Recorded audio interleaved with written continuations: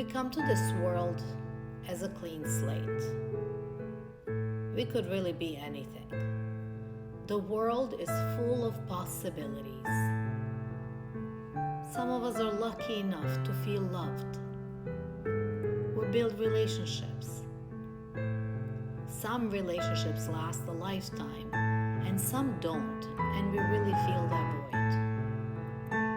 Some relationships don't last, and it's actually liberating that they don't.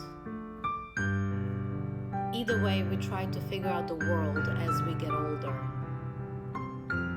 We don't yet really know why we are the way we are. Mostly, we're just reacting to life. We do what we need to do to survive. Perhaps we experiment and explore. Some of us are more adventurous than others. And some are really shy and in a way that could seem on purpose. We try to hide how we really feel. We try to hide the fear of life and of other people. We pretend in order to try and please. We may try different personas.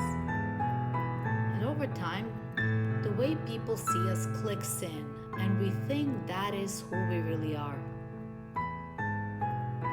The alternative is we think people don't get us, so we rebel against it. We try to fight the norms.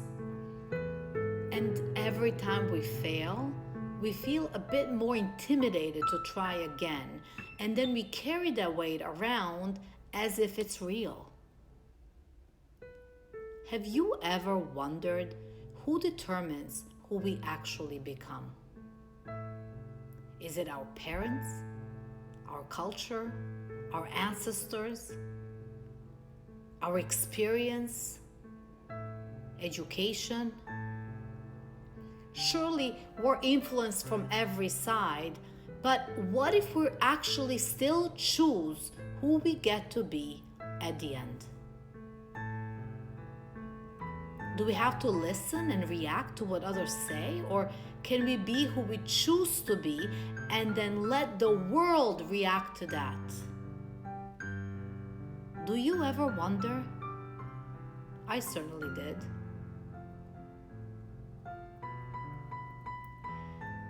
My doodling in early years of my childhood and later on told me so much about myself and all the things that I kept hidden inside. I could see the inner battle and the questions I asked and the things that I was dealing with.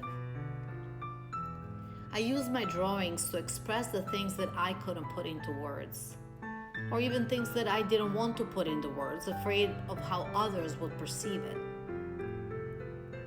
This was my hidden world, hidden from all the comments that could declare it something I didn't want it to become.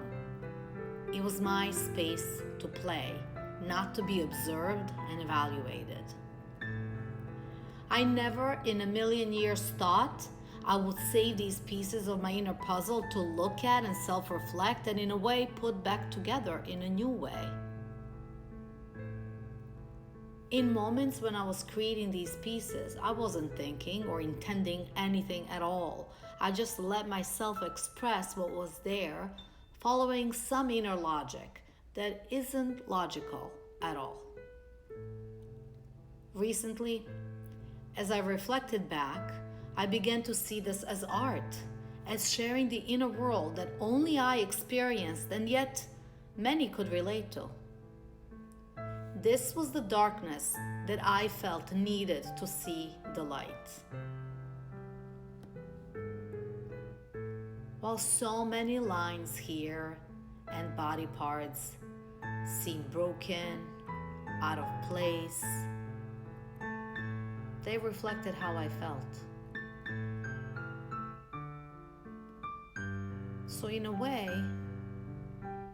when I was making them, I felt that I was touching my soul. I let myself be. I found peace in learning who I was and the way in which I was digesting my own experience of life. the way I was making sense of it, and the way I was making peace with it.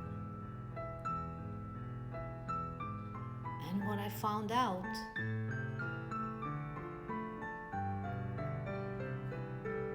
I wasn't broken at all. At the end of the day, I was perfect and whole. And I really always was. I just didn't know it.